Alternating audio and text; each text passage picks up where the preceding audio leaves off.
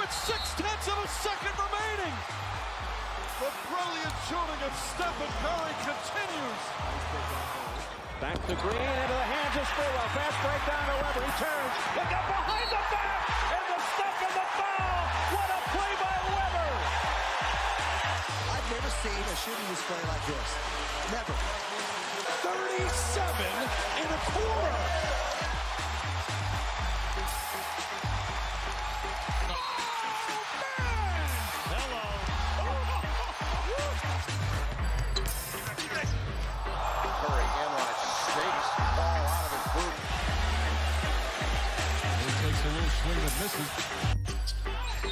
Curry splits the defense behind the back.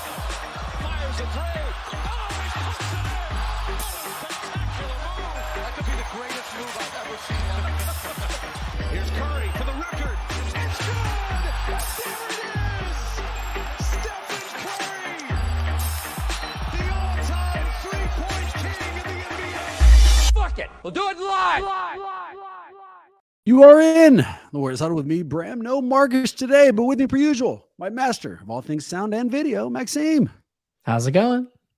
Maxime, I am fired up to announce that rejoining us after way too long, the former Warriors beat writer for the Bay Area News Group, where he earned endless Marriott Rewards points, the current host of Locked On Heat and Locked On NBA podcasts, the author of The West Side, and the man I was with when the COVID pandemic first started, Mr. Wes Goldberg. What's going on, Wes?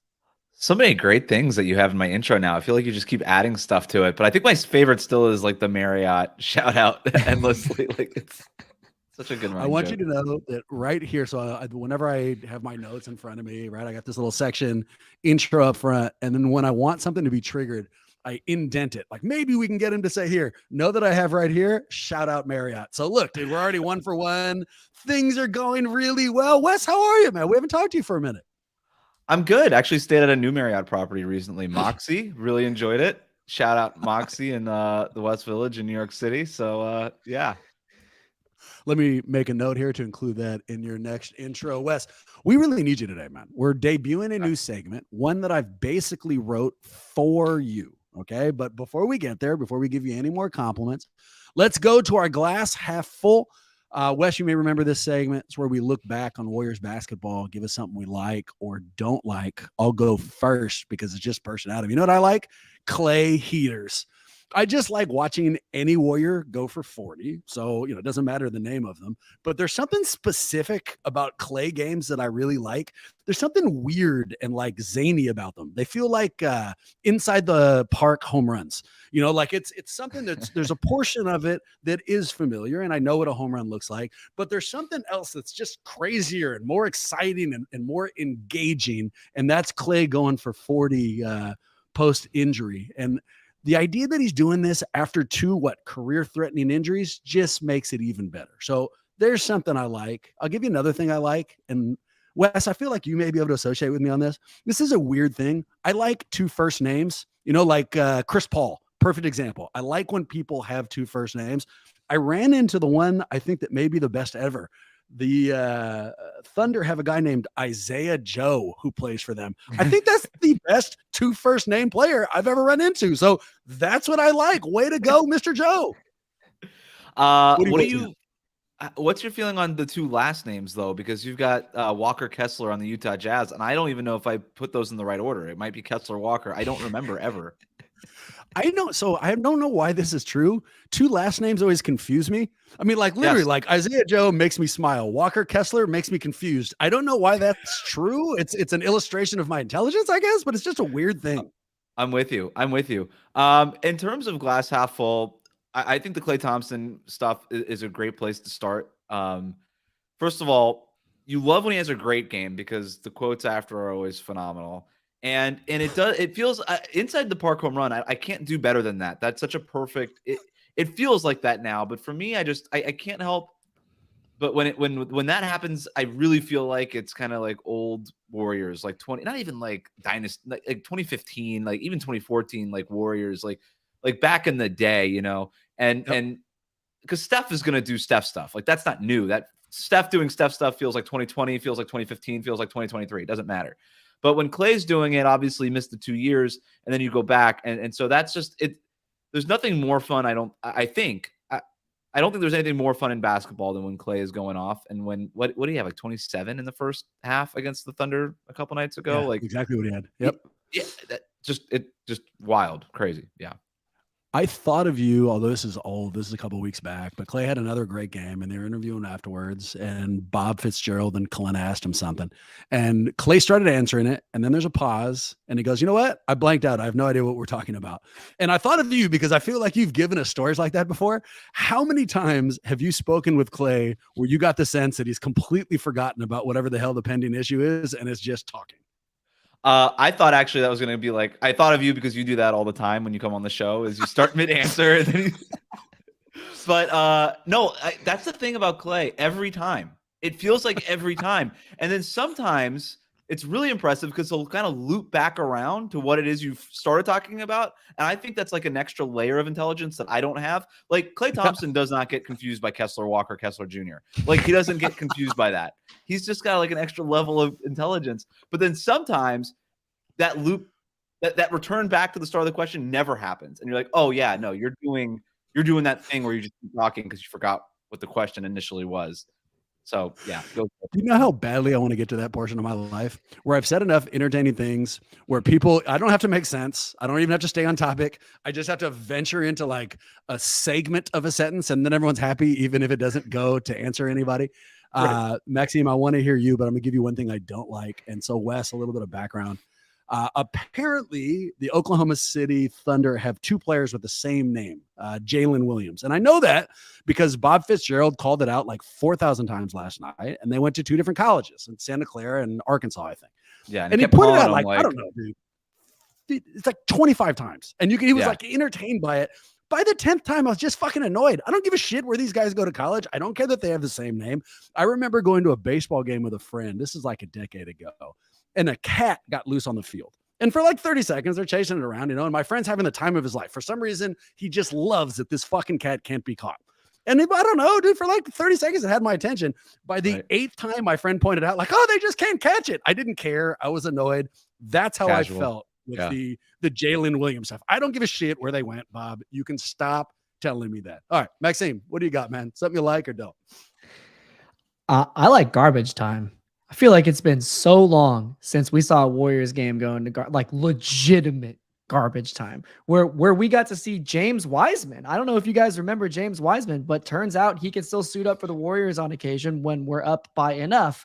It felt really good because I was thinking like a tale of two cities. It felt like watching that game. It was the best of times and the worst of times because all of this is happening because Steph Curry is injured. And it's like amazing that we're 8 minutes into the show and we haven't really talked about it since this actually happened. Obviously, that's like glass half empty. We can get into it into more detail. But in some ways, given that the All-Star break is coming up shortly, the rosiest outlook has Steph only missing 5 games, which would be absolutely incredible given how serious this really could be.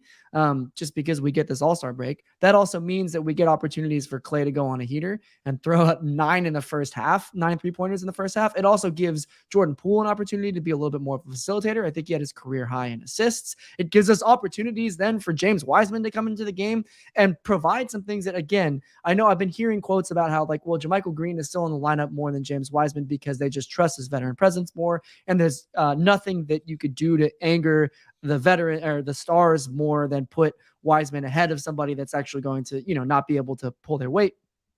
But it's all of these things that get to happen at once in a single game. And so that's all encapsulated to bring it back Klay Thompson style in garbage time. I love garbage time. That was for you, Wes. You see him flash that ability apparently you don't have. It seemed like he was going nowhere and then rounded it right back to where he started. So there we are. I've got so many questions that are bursting out of me that I want to ask you. So I'll give one last thing I like, and then we're out. By way of stupid example, I'm a little older than you gentlemen. I've got a lot of friends in my life who have kids. And because of that, there'll be times where I haven't seen someone's son or daughter for, I don't know, a year or something, that I see them and they've jumped way up. They're like way taller or they're way smaller. Something's happened in their development that shocks me. I feel like that's happening for JK right now. Kuminga's development over the last, I'd say month, maybe even less, has been palpable. And it's not just what he's doing with the ball, it's his understanding of the system. This guy has heard what the coaches have asked him or what they need from him, and he's delivering exactly what we've asked for, and his future is bright as shit. But I digress. Let's get to this new segment. All right. So, Wes, this thing is called From the Outside Looking In. I'm calling it a new segment, but it's not really. Really, it's our Golden Questions, a segment that you and I did a full show on, right? And so, Golden Questions, normally, we just get random mailbag questions. I don't do anything to pick a theme or anything like that. We just pull them in and answer them.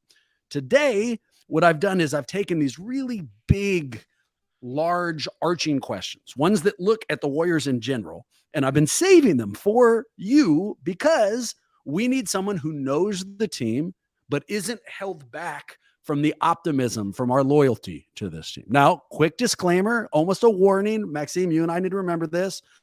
Wes occasionally is negative for the Warriors. You know, it might not happen today. Who knows? But every now and again, he'll drop a negative take. So if you're listening and Wes is being negative, know that Maxime and I both fucking hate Wes when he does it. We're sharing our frustration with you. There's nothing we can do. All right.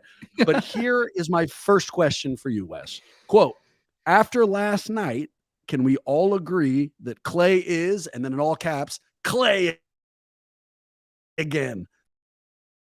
So what do you think, man? Klay back to where he was before the injury? No, he's not. Right out of the gates, baby. Negative. Boom. That's why I gave that disclaimer for a reason. Why not? What's missing?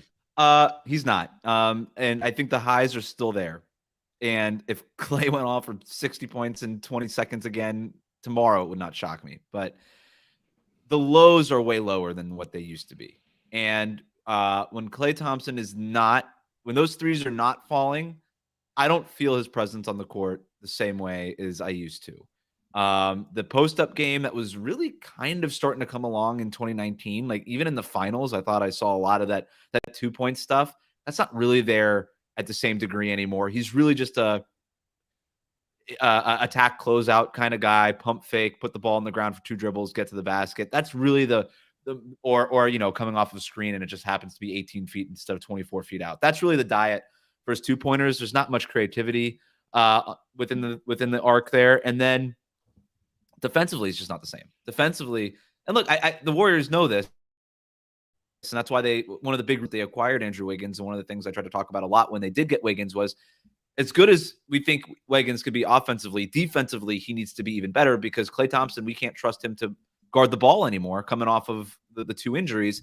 Wiggins is doing that now and doing a great job at it, but Klay Thompson just defensively isn't where he used to be. So while the 3-pointers are there, and that's never going to leave, and I was telling everybody, and everybody that knew Klay Thompson was saying, hey, Klay Thompson's going to be a good shooter until the day he dies. Like, it's just going to happen.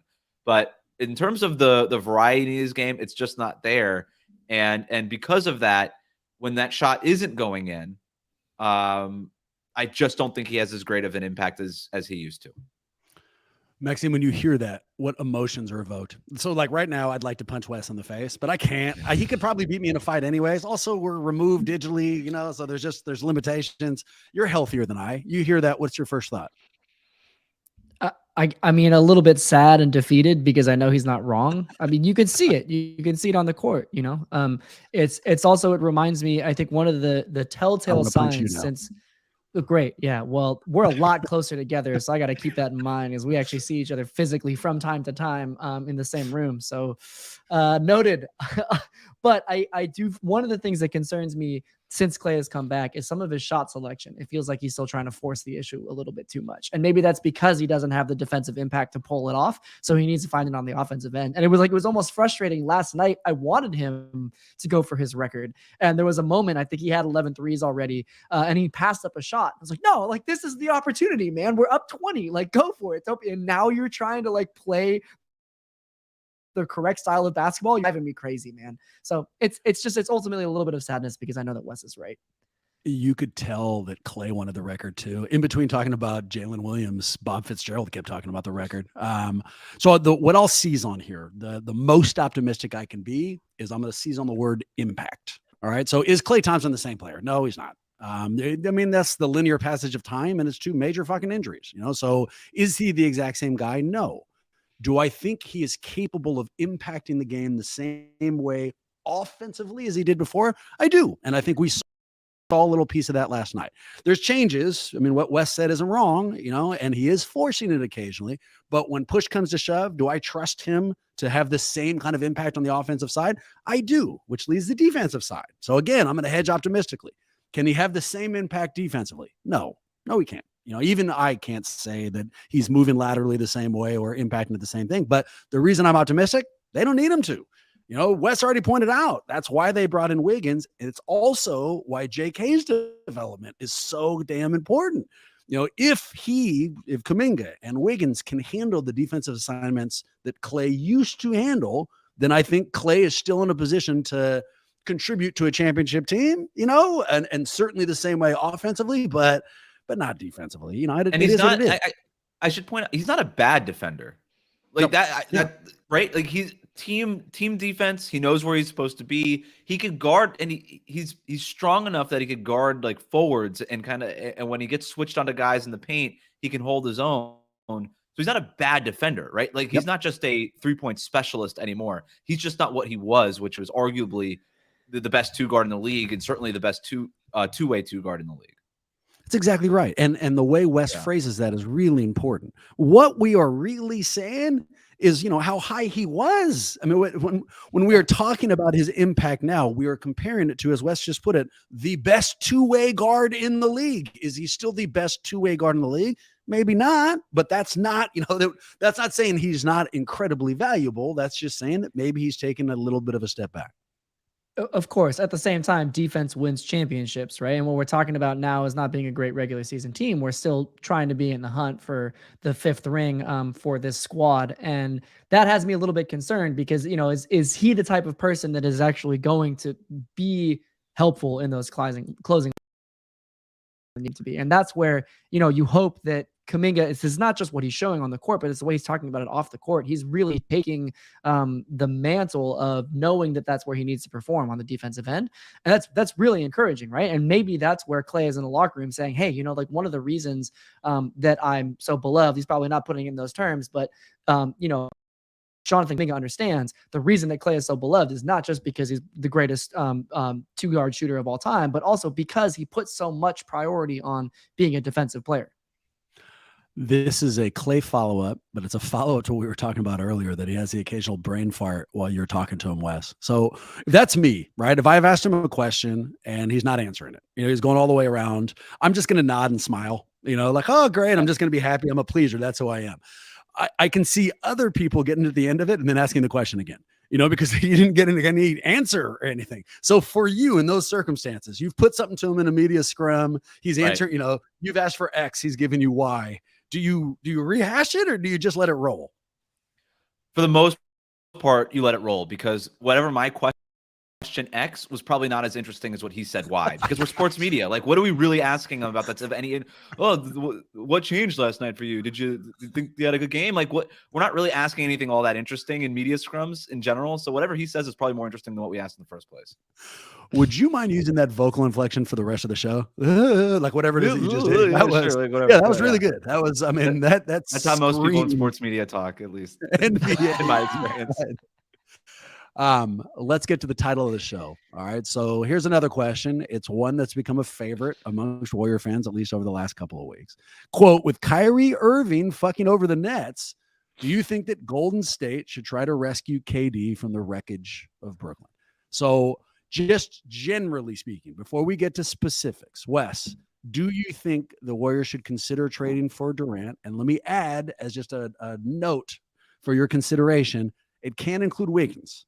The way that the deal would work, because he just signed it, they can't trade Wiggins until April. So if this trade is if they want to do it, what that really means is they're going to have to consider including what I'll call a soulless offer. It's going to have to include Draymond or Klay or somebody of that ilk to make the money work. So with that in mind, should they try it? I think Joe Lacob would try it. If it were seriously on the table and something that he thought could actually be done. I don't think that anybody would stand in his way either. I don't think Kevin Durant would ever come back to Golden State. That is, I mean, as much crap as he got for going to Golden State in the first place. Could you imagine if he went to Brooklyn and it just completely flamed out and then he just went back to Golden State with his tail between his legs? And maybe Warriors fans would be like, well, maybe we're not coming off of a championship, or, maybe we have a play-in year because Steph got hurt this year or whatever. It don't matter. You still went back to where it all went well, and you went back. It's like moving back home after college and staying there for 5 years. Like, it just doesn't – it's not a good look. And so it's just never going to happen. So I don't even know why we're talking about it. When you forgot a step, it's like right after college and you go to your parents, you're like, I can't live here anymore. This place sucks. It's not about me. Then you're not letting me live. I just want to hoop. I need to live my life. Then you go and get a crazy as shit roommate and find yourself back in Golden State. I can tell you, I got some follow-ups for you, but I can tell you this topic illustrates what a whore I am. So like rewind the clock, dude, like a month, and I'm making fun of Durant. I'm all the way out. I'm hell of angry at him. I might give him a standing ovation when he comes back. I'm just all the way out. Now that like the Warriors desperately need a playmaker and Steph's hurt and he's available, I'm all the way. Bring him back, dude. Like, the trades, those names I just included, not so much, but conceptually, they've got my interest, which leads to this follow-up. Lagob calls you. He tells Wes, man, we miss you for too long. I can't get Myers on the phone. I'm not sure what the hell is up. Should I look into this? What do you tell him? No. How about you, Maxime? No, he doesn't want to take Wes's advice. He wanted him to say yes, so he calls you. Wes is telling me no. I'm not sure. What do you tell him? That was like the most convincing no ever. The fact there was just the silence after the no. I'm really now like, well, I actually, if I say yes, that's just categorically wrong. I don't know how to move forward from this. Too. I mean, Wes said that as calmly as like a Godfather no. There was no space for any disagreement. It was just because it would be it'd be kind of the same way for the Warriors. Is like, yeah, we won one championship, but we really couldn't figure it out without you. Like, just don't do it. This would not be the same as LeBron going back to Cleveland. It wouldn't be the same, right? I hear you, but isn't it also important sometimes to admit your mistakes? This is an opportunity for Kevin Durant to come back in his first press conference, be like, listen, I've learned a lot. Kyrie's bad shit. That was the wrong move. Screw that guy. We're going to go beat Dallas in the Western Conference Finals anyways. And like, these are my boys. I originally wanted to hoop. Now I'm back. I had to have my like midlife basketball career, midlife crisis. And now I'm back and it's all good. Like, as we all know, this is the best place. You see the pictures of him and Steph hanging out at whatever, New York fancy party. Like, they're clearly still boys. It's okay. Like, this is about learning to forgive and forget and move forward in life. Well, and from the Warriors' perspective, we didn't break up with him. The Golden State didn't say, hey, this isn't working. Let's find out what else we can do. We wanted him back and he left. If Kylie, my daughter, moves out and then 5 years, down the line, she decides the best time of her life was living with her parents, open arms, dude. She can come back, in a heartbeat. It's not my mistake that we're underlining. But the thing that makes it hard for me, if this was Wiggins, love Wiggins. He's established himself as the fabric of this title team, but we don't have a soul connection with him. If we could trade Wiggins, you've got my attention, but if the money has to come from either Draymond or Klay, there's real fuck you selling your soul angle to that, not one that I think like the Patriots, I think they would do in a heartbeat. I don't know if the Warriors would, and I don't think I would. I don't know what to do. You shouldn't, Bram. You shouldn't. That would suck. All right. Sometimes, like, what's on paper that makes sense. It's like, yeah, Draymond's kind of the contract, and blah, blah, blah. We could trade him, and for the like X's and O's, like in an Excel spreadsheet, that makes a lot of sense. But it would suck. And you know what? We've already done the Kevin Durant and Golden State story. I have no interest in rehashing that as somebody who covers the NBA. I don't think Warriors fans really want Kevin. Like, at least like we've been there, done that. Like, build something new. Like, it would be more fun to just sort of watch this Kuminga thing happen, right? Because he would have to obviously be involved in that trade. Kuminga will never be as good as Kevin Durant. It doesn't really. That's not the point. Like, let's do something new. This is a great new story, and you'd like to see at least Steph and Draymond and Klay do this as long as they possibly can together. I know that's a whole other topic that's not part of our conversation right now, but that's just not what sports is. That would just suck from a story angle, from an emotional, not worth it. Maxime, play out the string with me. All right. Because I messed around with the ESPN's trade machine. We don't have to pull it up, but I can tell you, here's what I threw in it. I'm not saying I would do it. I'm just trying to make the numbers work. Right. Here's soulless trade 1. The Warriors bring back Kevin Durant. They give up Draymond Green, Jonathan Kuminga, James Wiseman, Moses Moody, and a first-round pick in 2023 and a pick swap in 2024. Would you do it? Jesus Christ, that's everything. I mean, That's everything. And Brooklyn wouldn't do it. You don't think so? Brooklyn think wouldn't no? do it for that. What are they getting in that trade? They're getting Jonathan Kuminga. And I mean, and Wiseman, who's incredible, and 2 first-round picks, and Draymond. Although You do the Draymond sales might, pitch. You do the sales pitch. Draymond might leave. The sales pitch would be, we're starting you guys over. You know, you've got 2 first-round With picks, Draymond Green? And James Wiseman? You got money off the books, 2 first-round picks, because Draymond won't re-up with them. You know, off he goes. You got Kuminga. You've got you're starting over. You're no longer in the hole of a superstar. You can Yeah, they'd get 100 better offers than that for Durant. Yeah, honestly, They I get don't better know. offers than that from like Major League Baseball. Wes, this Better isn't the offers. Nets huddle. Who gives a fuck if Brooklyn says yes? I'm talking about fucking the Warriors, you know, and it sounds and, like, and you were asking Maxime, and then I totally went in there. So, which I sorry, I'm appreciated. sorry. I actually liked it. I would have preferred it if you'd done it in your NBA media voice, but I'll take any answers you have. I think I said, I mean, to play it out, Maxime, your answer to that is No, I wouldn't do it. yeah. And the other trade, I'd say no to this one as well. This one's even more fucking soulless. Klay Thompson, Jonathan Kuminga, and then a first rounder in 2023, a pick swap in 2024, and a first rounder in 2025. And I just can't. No, I will say no to that. And just as a general proposition, in fact, here, let me ask it this way, Wes. This is supposed to be my last question. Let me put it in here. So after last night, this is a quote from the question itself. In fact, here, I'll just rephrase it. About a week ago, Kerr was asked, do you still view this as a championship roster? Said, yeah, of course I do. Ron Adams said the same thing. Since then, Steph got hurt. He's out, for as little as 5 games, as Maxime said, probably at least through the All-Star break. I love your opinion on basketball, and I value your opinion on the Warriors. When you look at them right now, Steph is hurt. You know this roster. You know where they're at. Do you view them as title contenders? I do this thing like once a month on Locked On NBA. I call it the BCS rankings for the NBA Bowl or Basketball Championship Series. And what I do is it was like, for example, like at the start of the year when everybody was like loving the Utah Jazz because they were good and they were like the 3rd seed in the West or something after 10 games. Everybody's like, whoa, what is this team? There you go. Boom. Media voice. I was like, I don't know. They're not championship contenders. So why are they like every power rankings I read on a Monday morning, they've got like the Jazz at like 6. And I was like, why are they at 6? Just because of their record? That's stupid. They should be at 26 or something. Like they're not going to be this good for this long. And on the flip side of that, when the Warriors were like 5 games below 500 or whatever, like whatever their lowest point was, I was like, I'm not like, this team is still in my BCS rankings, right? Like they'd always be in the top 8 or 9 somewhere. And the only reason I said that is because this team has a realistic chance to win the title. The Jazz don't, not to keep crapping on the Jazz and Kessler, Walker, Kessler, but it was Kessler, Walker, Kessler. And I was like, this is a title team, right? I still have the Phoenix Suns in my BCS rankings. Like I think the talent is there and the experience and just the all of it. Everything you need to win a championship is there. The question is whether or not all that stuff is going to come together, whether or not this team is going to be healthy at the right time like they were last year.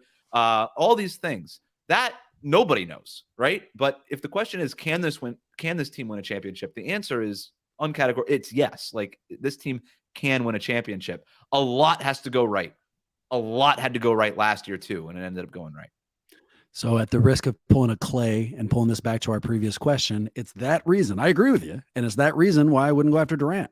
Like if we're looking at this roster and we see that they have Steph and you know that he's a championship caliber player, but they don't have a shot at a championship, well then fuck, man, you gotta look at every possibility and all possible trades. But I agree with you. I think that this team, as currently constructed, even with his injury, is capable, if not title favorites, they're certainly title contenders. And for as long as that's true, you don't sell your soul in a trade like that. You don't have to. So why push it in that direction? Here was going to be my second follow-up for you. Quote, has Golden State handled the Wiseman situation correctly? So you and I have talked about the 2 title windows and you critical of it in the past. Focus only on the James Wiseman thing. From the outside looking in, how are you viewing that? I mean, just give us your opinions, man. I'm going to give you two answers. You asked me a yes or no question. I'm going to answer in both ways. I'm going to say no and then yes. All right. So that's my answer. Did they handle the Wiseman situation correctly? I'll say no, because they shouldn't have drafted him in the first place. And that has nothing to do with James Wiseman as a basketball player or his talent or his personality or anything like that. This is a guy who played 3 games in college, barely played in high school, was not ready for the NBA. And that's fine if you want to draft for upside. But this is what happens when you're a veteran team and you can't facilitate somebody that needs that much time to get better. You can look at James Wiseman on the court right now, and what's he played, like 60 games in his NBA career because of injuries and stuff like that. I don't blame him for not being good right now. Yeah. I don't blame him for thinking everything through on the court and not being instinctual and having no basketball feel. I don't blame him for that. But I also don't think that the Warriors need to give him that time. And that's where my answer is yes, too. Like, what time do they have to afford? The regular season matters right now. It's not like this team is sitting here at 30-10 and just has games to throw away. They don't have that. They have to win every game that they can. And so I don't think that they should have drafted Wiseman in the first place, because they were never the organization to get him to grow. And center, by the way, is a position that is very hard to learn in the NBA, and you need reps. You need reps. Like, Nick Claxton went through 4 years of being bad, and now he's a Defensive Player of the Year candidate. Like, that's not like that. It takes a lot of work and a lot of time and a lot of reps. And the Warriors never had the reps to give to Wiseman. And we knew that, and I knew that. And that's why I was writing, don't draft this guy. It has nothing to do with his upside. You just were never going to be the team to develop him. And so and by the way, I think they're handling it the right way right now. There's no reason for them to play him. He's not good enough. And you have to win games right now. You're trying to win a championship. Now, the third part of that is trade him. Just trade him. Sunk cost fallacy. Admit you were wrong. Trade him for whatever you can get. Just that's not whatever you can get. Trade him for any kind of rotation player who can help you more right now, because it's not just not working out now, but it's never going to work out for James Wiseman in Golden State. So do him a favor and get him to a team that can give him the reps.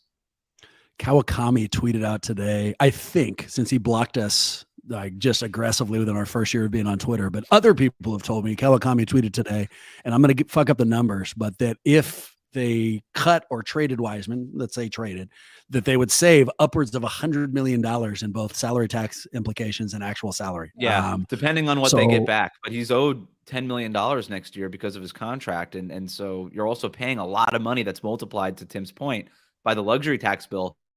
If you could move Wiseman for somebody who's either expiring or still under a contract that's at least similar to next year, everybody wants to bunch them together and be like, go do all this and then go get, like, a month ago it was Miles Turner, or maybe now it's OG Anunoby or whatever. That's going to add a lot of money onto their books. I don't know that they can afford to do that, right? But if you're already on the books to pay James Wiseman $10 million next year, if you can move him for somebody who could play minutes for you that's making the same or less money, that's just better business. Especially if they're making an impact. A series of non sequiturs. Non sequitur 1. I'm about 2 of 4 episodes into the Shaq documentary on HBO, which, by the way, is phenomenal. Check it out. I'm enjoying it way more than documentary on HBO. I didn't even know that was a thing. Okay. It is great, and it starts with just as an aside, saying this is a true story, but it's a true story told by Shaq. So you should probably know that a lot of this is bullshit, which made me like really enjoy it.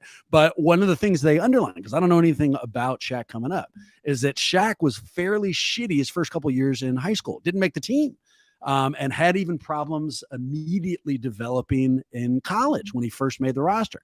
And what it really underlined is what you just said. Big men take time. And we're talking about one of the best big men of all time.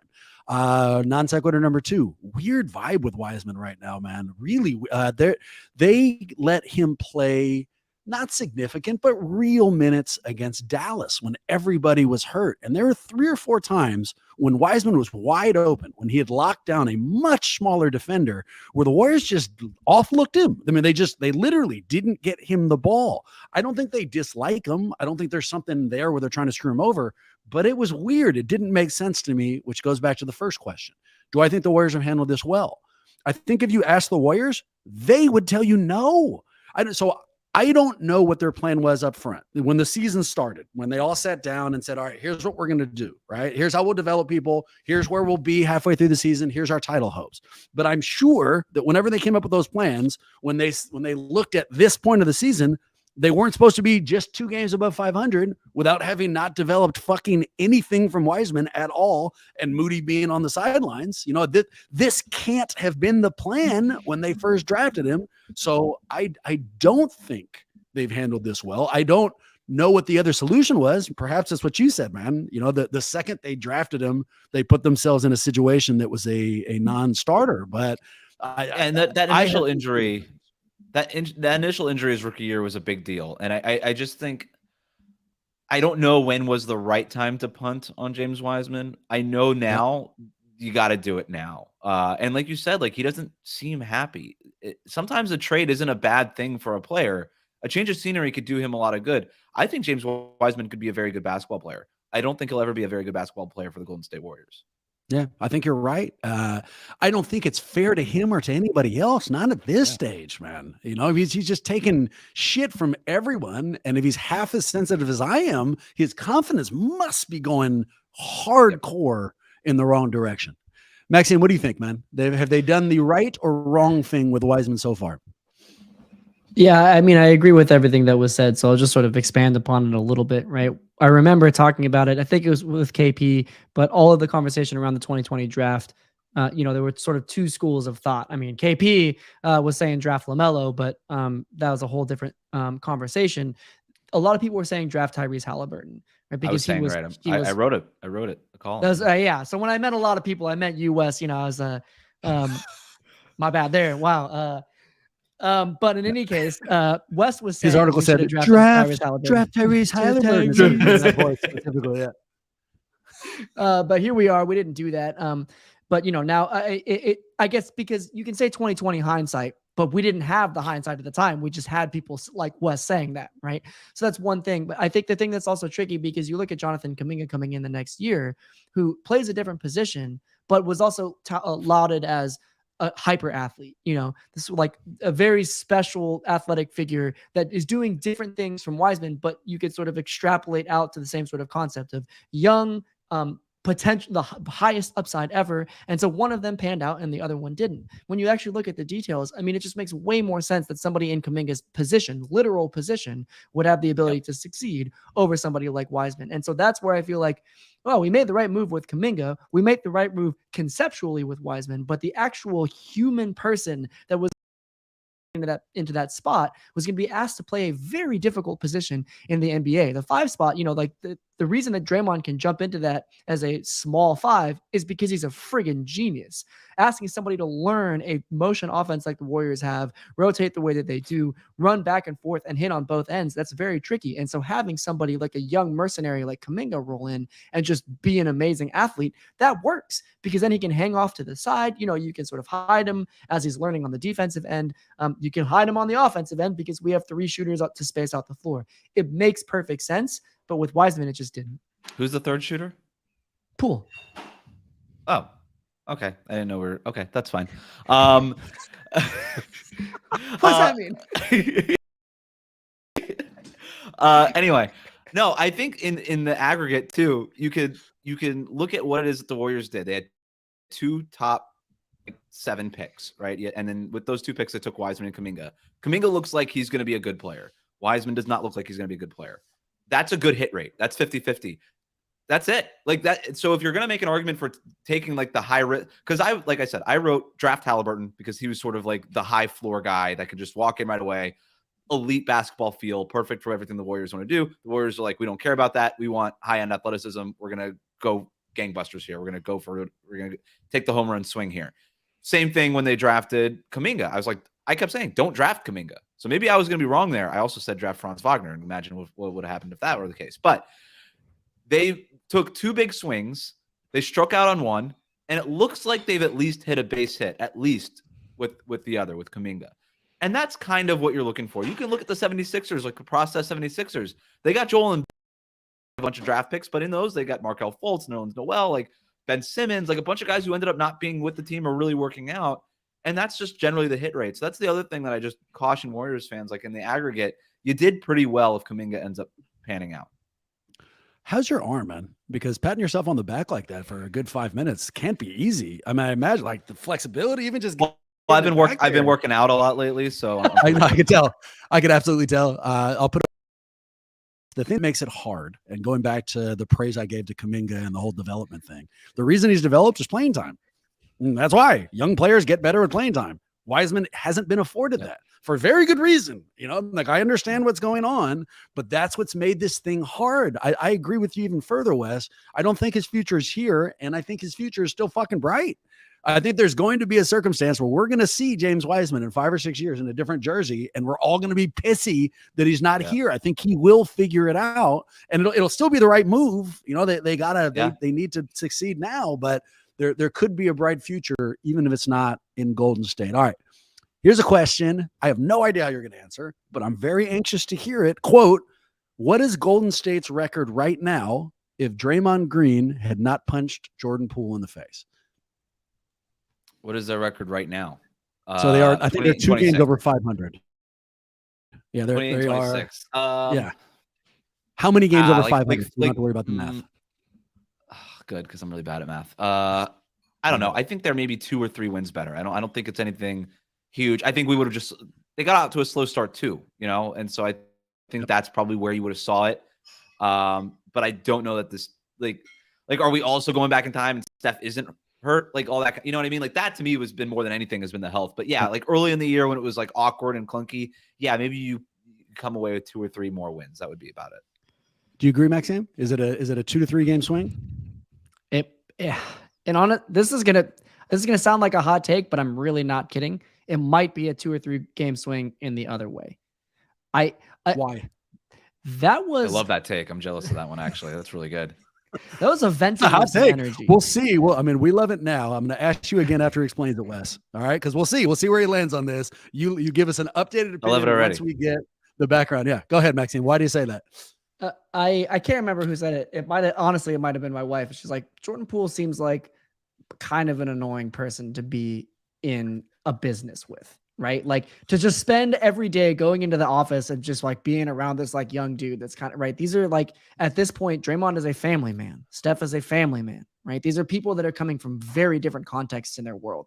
Draymond didn't just like have a aneurysm and then go punch somebody. That was clearly building up from something. I understand part of it was probably having to do with monetary stuff and, these big contracts, and Jordan Poole got his and Draymond didn't and whatnot. But like, there was a there, before he got punched. And you still see it now in the way that the body, like Steph is on a whole nother level with his ability to be a leader. And he's talked about it recently on a podcast with Bob Myers that he learned that he needed to step up and sort of lead the team in the aftermath of the Monte Ellis trade. And he's really taken that mantle, and you can see him putting in an effort with Jordan Poole, but that requires effort. Right. And though I don't think that Draymond should have punched Poole, I wouldn't be surprised if it was actually going to, like, we would be having more problems. We would have been having Draymond on the bench in the middle of the season, calling Jordan Poole a bitch, right, and causing trade requests or whatever to happen had that venting not occurred before the season started. That's a really good take and a very healthy way to think about things, because like a therapist will say, don't bottle it up, just don't let a pebble turn into a stone. What is that? Like, I don't think that's what therapists. I don't think you've ever been in therapy. I have not. I have gone through therapy, and no one's ever said, you know what you need to do? Punch that motherfucker. Punch him immediately, and that will get you feel everything it. Right get it out out. of the way. Just get it out. Super healthy. I mean, I will. Here's the part I agree with you, Maxime. If I had to handpick a player in the NBA who I think could get you to punch him in the face with his words alone, Jordan Poole's in like my top 3. Like I can see him like being able to engender anger. Now, can I see how you've weaponized it? Why Poole getting punched helped the Warriors win more games? No, that part I'm still a little bit lost on. And it would have been way worse if it happened mid-season, to Maxime's point. Like, it would have been way worse. So I actually think you're right, Max. Like, that is a great take. That's a great take. Yeah. And I didn't even have to pat myself on the back. That was amazing. Good for you. Oh, you earned yes. it, though, even after Wes complimented you took a shot at him. That's my favorite take of the day. That's really well played. To finish this out, I don't think they would be in a worse position had Jordan not been punched in his face. I also don't think it would be a giant difference. I think we're talking between 3 and 5 games. There's been a lot of people, let me put it this way, and I'm stealing this take in some ways, but Draymond has come out and said that defensive accountability has been really hard, that one of his jobs is to make sure if somebody's not in their position, he's the guy who comes and tells them. He's the defensive coordinator. And after the punch, he kind of lost that ability for a little while. It was hard keeping people accountable. And so, 3 to 5 games, yeah, but their current, the fact that they've hovered around 500 all year, I don't think was the punch. I think that there's been issues that are a lot larger that we've talked about, already here, including Steph's injuries and some of the young guys' inability to contribute. So I don't think it was just Poole's punch. I can't believe he got you to say that was a great take, Wes. I was sitting back thinking you're going to shithouse it. No, you're just on board. Credit where it's due, man. Yeah, and to be clear, one, I love Poole. I'm a fan. 2, if you got beef with anybody, violence is never the answer. Don't punch somebody. There are better ways to deal with your problems. I'm not advocating for any of Unless you want to help the Warriors to more wins. I feel like you are specifically advocating. I feel like you are specifically advocating violence. I don't think there's that. I mean, this thing is recorded, so just rewind 30 seconds and you'll hear Maxime's real opinion on violence. All right, here's our last question, and it's a fun one. Quote: after the game last night, Klay said he knew he would have a good game because of a kettlebell omen or bell omen. Do you guys ever let inanimate objects tell you your future? So before we get to the question, let's play the clip. Well, I do every pregame when I'm doing my little warm up. I flip a kettlebell to see if it lands upright, and tonight it did. So I knew it was going to be a good one. Chances are they asked him, who you guys play next week? And then he gave him the kettlebell story, which is fucking fantastic. So this person's asking, do we ever do anything similar? Do you ever look to outside omens to give you a sense of how your day is going? Let's turn it into judgment theater. Don't answer, boys. Let's guess. Start with me. Am I the type of personality? Let's say I got a court appearance or a podcast that I want to go well. Do I do something to give me a sense of whether or not it's going to go well? I'm going to say you don't, but I think that certain things in the morning can trigger you to think that your day is going to go poorly. So I don't think it ever is like, this thing happened, so this day is going to be awesome. But the other thing happens, and it probably happens quite often. Maxime? So insightful. The only thing I was thinking is, as you picked up your right hand, there has a pen in it, and I've seen you twirl your pen in a way that makes me realize, you have stops, and that's the type of thing, when you get into that level of complexity, when you're working out to make that kind of thing work, you might start to feel like, this is worth this is worth putting some what's it called, some energy behind, in the cosmic sense. Let me say as an aside, I hate that you two continue to agree with one another and continue to compliment each other. I don't know how I can get myself in between that, but I'd like it to stop. Both you guys are both right and wrong. All right. So do I ever have a soothsaying moment? Will I turn to my pen and be like, which way is it turning? And then does that mean I'm doing well or wrong? No, I don't do anything like that. Although, Wes, you're pseudo right. I'm looking for bad omens all the fucking time. But I do, if I have, let's say there's a podcast and there's a guest we've never had on, go well, I will analyze every decision I make before it happens, thinking that it's going to impact it. Where will I park my car? Which elevator do I take? Do I rush to make a door that's open, or do I let somebody else open it for me? Somewhere along the line, I have decided that each one of these stupid ass little decisions will impact what happens down the line. Yeah. And so I'm constantly worried about making the call, but I'm never sure about. Did you do any of that before you had me on today? Today, oh yeah, of course, dude. I was really Okay. No, I know ours are gonna go fine. I'm not worried about you. It's much larger things. So yes and no. You guys were kind of right. Let's turn. Can I also just point one thing out really quick about Klay Thompson? That's such BS. By the way, a kettlebell doesn't land upside down. Impossible. That's impossible. No, it's completely impossible. And that's basically his weird Klay version. There was a quote the other where Kevin Durant was asked this. By the way, another dumb sports media question. Here's my voice. Ready? So Kevin Durant had like an awesome game, scored 50 points or something like that. And then the reporter came up to him after the game and he's like, "When did you know today was going to be a great game for you?" Like, that's such a dumb question. And then Kevin Durant answered with the great answer. He was like, "When I woke up this morning." He gave him a dumb answer to a dumb question, which is the only answer you can give to a dumb question. It's really hard to give a smart answer to a dumb question. But Klay Thompson one up that. I don't know what the question that was asked was, but he goes, I flipped a kettlebell up, knowing that every time it's going to land upright. A kettlebell can't land upside down. No, they're also like 50 fucking pounds. Wherever it landed, it fucked up that floor. Like, I would imagine, like, on a game by game basis, the equipment manager keeps coming up and is like, "Clay, stop throwing the kettlebells." Yeah. And instead, shout out to Eric Hausen. Eric Hausen's like, "Why do you keep doing that? We have to replace the carpet every month." Yeah, there's holes in the practice floor, Clay. Please stop. And he turns around and is like, "Good game tonight. Don't you worry about that. It's all coming together." Yeah, which is like just quintessential Clay. Like, I had no problem coming in there, throwing the 100-pounder next. You know, it just is what it is. Actually, I've heard that he likes to kick over the exercise bike, and if it lands on its side, he knows he's gonna have a good game. So, you know, I mean, whatever, dude. As long as gravity's working, he is ready to run. It's like, yes, like here on Eric Hausen. It's like, "Oh, here we go, another great game." All right, we go to Maxime. Hard one for me. Hard one. I want to say that you're pragmatic, that like you wouldn't lean into that kind of superstition, but also you are capable of giving me weird answers at any moment. I'm gonna say yes, just because I can't predict you. I don't think you do it all the time. But I can see if something happened, like if you were driving on your way to an interview, and actually I got a story for you in a second that this just reminded me of. But if you're driving on your way to an interview and like you see like a crow landing somewhere, I can see you being like, "Oh shit, bad sign. This is not going well." So I'm gonna say yes, you will look for signs before big moments. I'm gonna say first of all, Bram knows Maxime much better than I do. I'm going to say that Maxime has never even thought about this until tonight. That's how anti he is this concept. That's where I'm at. All the way in. I thought you were going to give a half answer with that beginning, but no, dude, you are all the way in. All right, Maxime, what's the answer? Turns out Wes knows me better. I was sitting here like, is this a thing that and I realized if there's anything, I will retroactively do the opposite, right? If a crow lands, I'll be like, "Hey, that's cool. It's like probably a good sign." You know, I was thinking like I'm driving and like I like when I turn my turn signal on and the car in front of me also has their turn signal on, like we're going to turn left at a red light or something.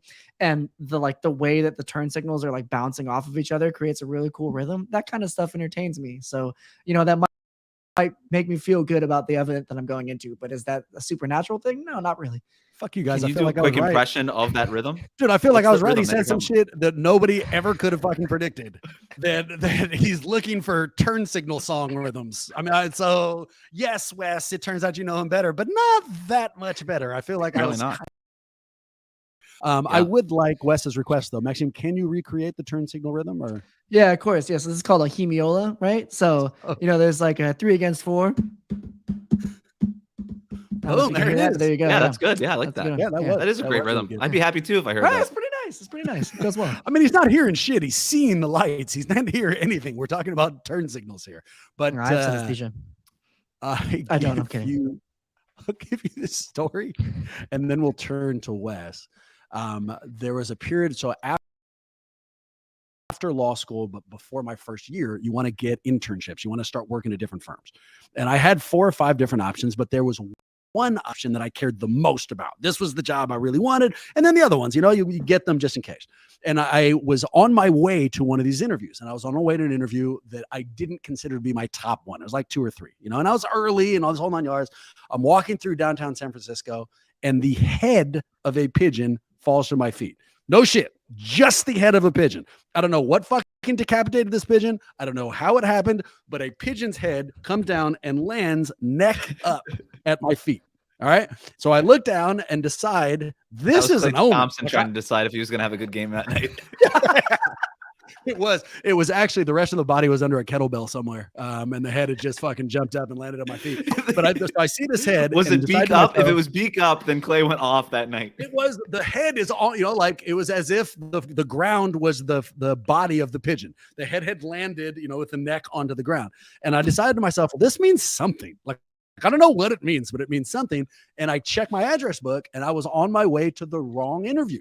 I would have that day actually was the interview for the big one that I really needed. I was going the wrong one, and that pigeon head helped me look into my schedule and recognize the mistake. So, it's tangentially related, I guess. But enough beating around the bush. Let's go to Wes. Maxine, I got an interview story too. I've got an interview story too. Shoot. Well, wait. No, you guys go first because it would be worse to give you the interview. No, yeah, you go first. No, because I can't give you the story because then it would give it away. No, so go ahead. Yeah, this colors everything. Yeah. Based on that, I'm going to say yes. But Maxine, you and he are best friends today. Go first. What else is there to say? I mean, you don't have that precursor and then be like, actually, no, I was just going to an interview and then I realized, I'm going to my interview and that's the end of the story, So it's basically like the answer is yes, but I can't tell you. I won't tell you yet. Talk to me first and then I'll give you the answer. So it sounds like we are both thinking yes. What's the answer and what's the story? There is no interview story. That was just to throw you off the scent. Oh, phenomenally well timed. No, I'm kidding. No, I actually don't. I don't give any thought to any of this kind of stuff. I give way less thought to things than people think I give thought to. That made sense. And so, here's my interview story. So I had an internship when I went to UCF, Go Knights, and I was in downtown Orlando. I was interning for the Orlando Business Journal, and my job there was just to go interview executives and just ask them questions like, "What book are you reading?" what book are you reading? And what's your favorite song? And stuff like that. So that's what my job was. And I always used to walk. And apparently I found out this was weird after the fact, but that's a different thing. Most people just called the executives on the phone and asked them these 10-minute questions.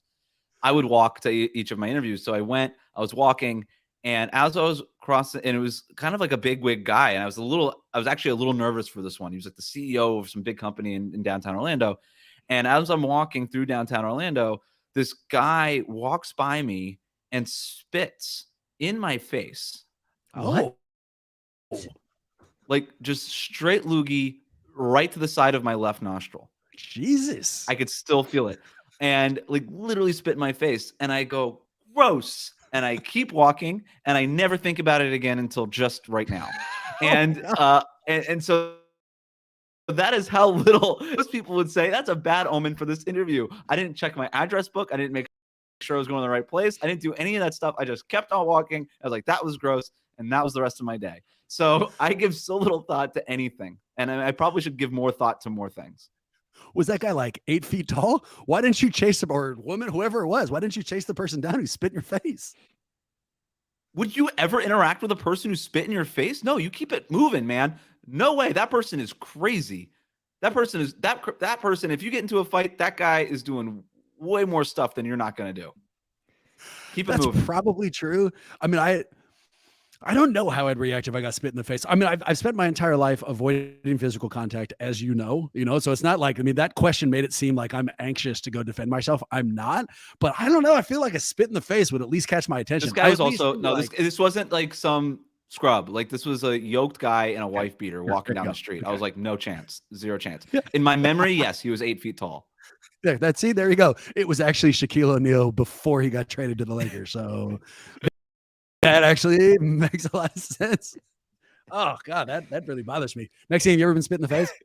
No, but I feel like Bram I thought that you got spit in the face in France, and that caused you to hate a whole. Well, that's what they do in France, right? I would like to bomb the entire country, and I didn't chase the person down, which answers my own question. Well, you could have taken the French guy. Come on. Well, I mean, you don't know. It was Shaquille O'Neal who came out there for a minute.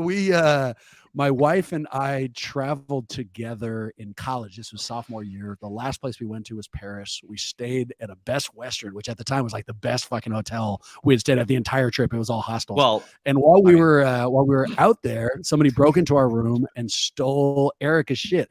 They moved my stuff off of her bag to only steal hers, and inclusive of the shit they stole was her credit cards. So the next day we had to go all around, dealing with the logistics and shit. And we were in a Parisian cab, and we had our windows down. The cab driver almost hits a Parisian pedestrian. They have some back and forth. I can understand it. It's in French. They just call them pedestrians over there, by the way. Okay, well, no, don't you? This is my storage. You settle down. I will call them how I want to call them. And this Parisian pedestrian got so fucking upset that he spit at the cab driver. And the cab driver pulls his car forward as he spits, and it comes through my wife's window, hits me right in the face. And we're sitting here talking. I can still smell the spit. It was so nasty. But to go back to where I didn't get out of the car, I didn't chase that person down. I didn't even like angrily shake my fist. I did nothing. So I take back my question to you. You are right. I didn't, there was no conflict that came from that in any way, unfortunately enough. I'm glad we all have our Keith Hernandez stories to share. It all happens. It all absolutely happens. Let's end it on a basketball note. Wes, who's in the finals? Oh, you didn't tell me about this one. Who is in the finals right now? Nobody. In the future. Wait, hold on, let me double check that. No, you're right. It is in fact not June. Yeah, you're right. There is no finals. All right, I'm gonna go Denver. I feel good about Denver out of the West, and then out of the East, I really don't want to do it. You know what? I'm gonna go Milwaukee. I'll go Denver, Milwaukee, but don't hold me to it. Yeah, I don't feel good about it. I'll say Boston from the East. I don't want to say Denver. I'm going to say the Warriors. It's a homer take. I'll still say the Warriors. Maxime, finish this off. What's the finals matchup? It's the homer take too, but like I still, if we're saying that they're a championship, if they have championship pedigree right now, come on, the pieces are going to fall together. The kettlebell is going to land upright. You know what I'm saying? One game at a time, kettlebell throw at a time. That's exactly right. Wes, missed you, man. Love these episodes. Certainly love today. Yeah. For everybody who needs way more Goldberg in their life, where do they go? OnlyFans, mostly there these days. And then besides that, Locked On NBA Friday mornings. I try to get some Warriors talk in there as much as I can. The Warriors play on a Thursday night. Probably going to be talking about that for Thursday night, Friday morning. And if you're interested in the Heat, Locked On Heat, and Twitter, WC Goldberg. Boom. For us, I'm sure you know where to reach us, but just in case you want to get us a question, want to let us know we did a good job, want to shoot us some critique, you can send that email to huddle@warriorshuddle.com. Ooh, Wes, you see that text going towards the bottom of the screen there? That's how fucking fancy we are. We're also on social media, but only one place. That one's Twitter. That's @Warriors Huddle. With that in mind, go Warriors. Hopefully, see you next week.